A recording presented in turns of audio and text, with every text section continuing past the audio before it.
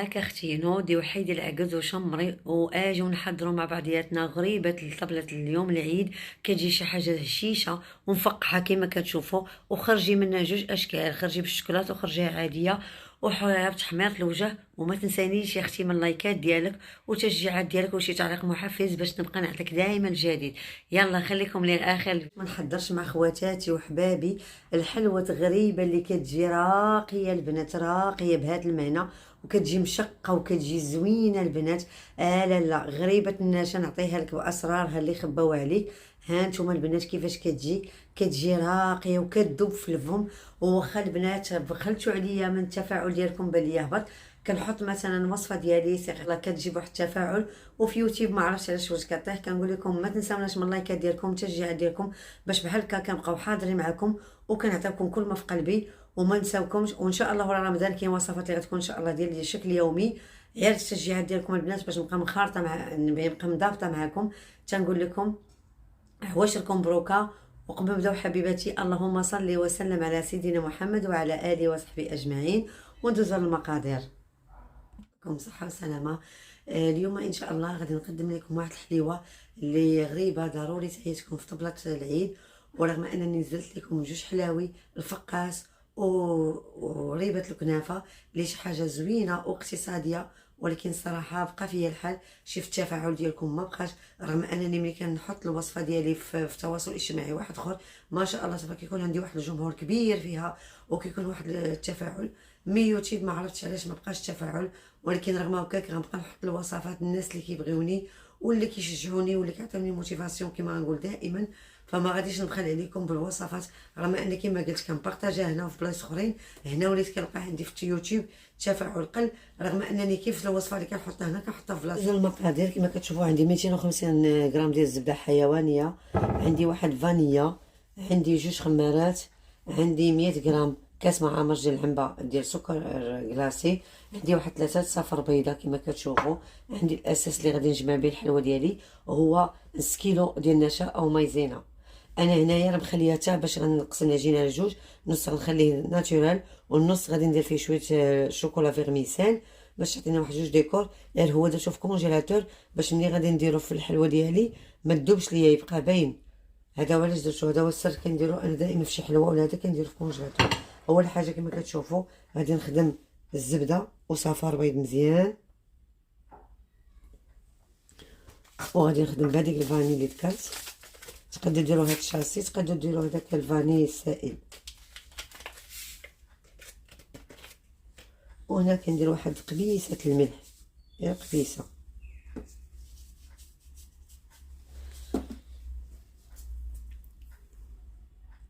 غادي نخدم هاد العناصر جيدا مع السكر كلاصي. ساهله البنات ودغيا كتجمع معاكم.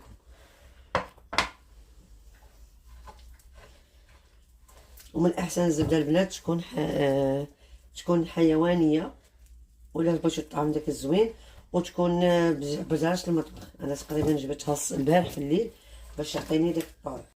وهنا كما كتشوفوا الغزاله ديالي كنحاول انني داك السكر كلاصي كنحلو لكم شي حبيبات ولا شي حاجه، رغم انني راه مغربلاه. وهنا كما كتشوفوا كنعاود نعيط عليه مزيان مع ديما كنخدم البيض والزبده مزيان. دوك النماذج الاولى اللي ذكرت غيبقى لي غير جوج خمارات والنشا اللي غادي نجمع بهم الاخر.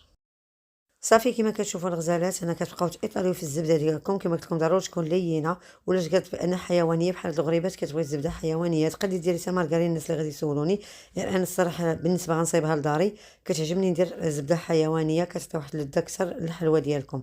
صافي هنا كما كتشوفوا غنبدا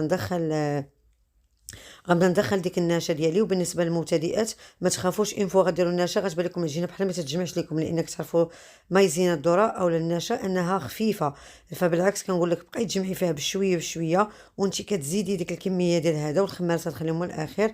هنا صافي زدت دوك جوج خمارات، ما عرفتش تقطع داك المقطع، دخلت جوج خمارات ديالي ديال الحلوى صافي. وكنبقى نجمع فيها بحال هكايا. صافي ديك نص كيلو كافيه البنات بالتدقيق، لان هذه عطيتكم يعني عبارات اللي يعني مضبوطه، ماشي غتقولي لا ما جاتنيش. فهنا كنحاول ثقلت معكم الفيديو باش تشوفوني كيفاش غادي نجمعها، يعني بسهوله غادي تحلها من يديك وكتبدي تجمعها بحال غتجمعي لاباط فغيزي.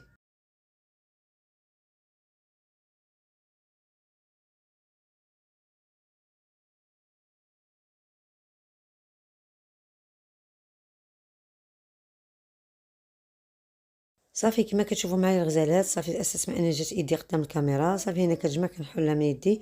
هنا جبت كما كتشوفوا باقا بارده بلاستيكه، شريط فيرميسيل او شوكولات حبوبات، جبتهم من الكونجيلاتور. النص غادي ندير فيه الشوكولات والنص غادي نخليه سامبل. صافي هنا غادي كما قلت لكم غادي النص نخليه سامبل والنص غادي ندير فيه. وهنا مباشره راه باقا ما شعلتش الفران حتى غنبدا نكور فيها البنات. علاش غنبدا نشعل الفران؟ باش نجيبها هي هذيك معها. والفران هنا البنات كما قلت لكم السوا ديال الغاز غادي تشعليه بحال اللي كديري اللي عندها فيه دوك البيبات لتحت، غديري لاطا تحت من دوك البيبات باش تعطيك ديك تفقعيها.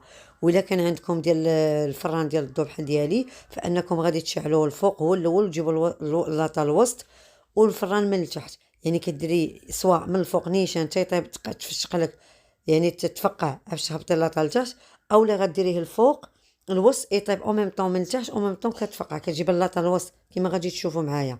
هنا صافي دخلت داك الفيرميسيل الشوكولات غادي دخلتها في العجينه ديالي. وهنا مباشره غادي نجيب اللاطا اللي غندير فيها ضروري ديروا بابي كويسون لان هي كما كنقول لكم هي رطبه هاد الحلوه. صافي هنايا غادي نخليها كما قلت لكم ونجيب لاطا ديالي ضروري ديروا فيها البابي كويسون. وكما غتشوفوا غنبدا نكور فيها ما غادي ندير حتى حاجه في يدي. وبالزبن العجينه قلت لكم خفيفه وما كتلصق في الايد ما والو. هنا انا شعلت الفران على 180 درجه من الفوق من التحت باش ندير لاطا باش يلا غنبدا نكورها. وهنا كما كتشوفوا الغزالات صافي كنبدا نشكل في الكويرات ديالي وكنحاول نبعدهم على بعضياتهم ونديرهم تقريبا عيني ميزاني متساويين كما غتشوفوا. ما كنضغط عليهم ما والو، هما اصلا كتحطيهم في اللاطا كيتقادوا لان فيهم الزبده وفيهم الخماره. الخماره هي اللي كتعطيهم داك السعر التشقق، وملي كتحطيهم ديك الزبده اللي كتحل الحلوه ديالكم هي بوحدها كتعطي طعم. هنا كما قلت لكم ضروري ديروا ليسباس ما بين كل وحده. صافي هنا كما كتشوفوا الغزالات غادي نكورهم كاملين وغادي نحطهم في اللاطا كما قلت لكم متباعدين. وغادي يبقى لي واحد شويه من البيضه وندوز نصايب الكحله. انا بعد ما كملت اللاطا ديالي كما قلت لكم انا درتها الوسط وشعلت الفران من التحت ومن الفوق ودورته على 180 درجه والفران هنا راه سخون. هنا غادي ندير الشكل ديالي الكحله كما قلت لكم حتى هي غندير بنفس الطريقه اللي درت في الاولى.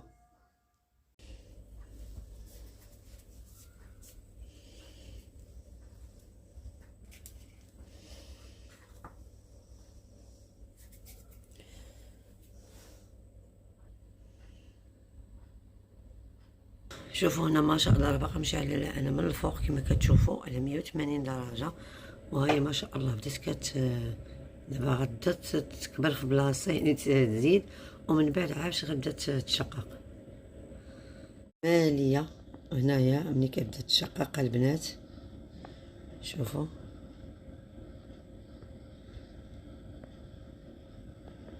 كتسمعوا الفرفره. واللي ما عندهاش فلفله غتشعلها ديال الغاز راه كتجي. نشوف وانا كنخبي عليكم والو يا البنات.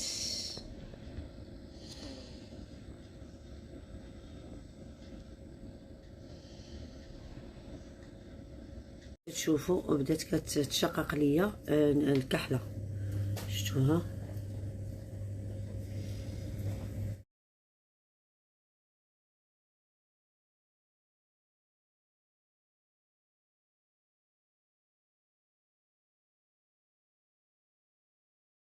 غزالات بعد ما خرجتها من الفران شوفوا كيفاش كتجي بيضه ومفقعه ما كتبغيش البنات طيب بزاف. هي كما قلت لكم صافي انفو تبان لكم هكا تشقت مزيان كتحاولوا تمسوها صافي. ومن بعد انا راه هنا شويه متوشيتها وهي باقا مبداش تفرتيت كتفرتت. فحاولوا هنا كتشعلوا لها من التحت كتحسوا من التحت ملي كتقلبوها كتلقاوها حتى هو طاب صافي كتحولوها من الطابله. ولكن ضروري انها كطيب من الفوق. وهنا باقي لكم هاد شويه اللي غادي نعاود حتى نكورو باش ندخلوا الفران. وهنا كما كتشوفوا الغزالات طابت ليا حتى الكحله كما كتشوفوا ديال الشوكولا. غادي تهزوها بحال هكا وغتقلبوها كتلقاوها طايبه بحال هكا توصلوا لهاد النتيجه باش كتعرفوا انها طايبه لكم من الداخل ومن برا. صافي هذا هو الطياب ديالها. ما خاصهاش تعطيوها الطياب تتحرق لكم. هي واخا غتحمر ما تعطيكمش داك اللون الخايب ولكن خاصها الطياب هذا. هنا باقا سخونه جبتها لكم. وهنا صافي بعد ما قدمتها في البلاطو باش نقدمها لكم كتجي على هذا الشكل هذا. صدقوني كتجي زوينه لا في المنظر لا في المذاق وما كتجيش حلوه بزاف بالنسبه للناس اللي كينقصوا شويه السكر. 100 غرام كافيه ما كتجيش ديك الحلاوه اللي كتعرفوا. كنتمنى ما تبخلوش من لايك والاشتراك وبارطاج. وكنقول لكم يا الغزالات ديالي الشميعات ديالي بكم غنبقى دائما منوره. التفاعل ديالكم بغيتو يطلع يا ربي امين. وما تنسونيش بالبارطاج للعائله ديالكم وصحابكم، وما تبخلوش ليا باللايكات ديالكم والدعاء ديالكم ليا. تنقول لكم بسلامه عليكم، وغادي نتلاقاو ان شاء الله في شيوات اخرين. احبكم في الله، وباي باي. واللي دارتها صيفط عليا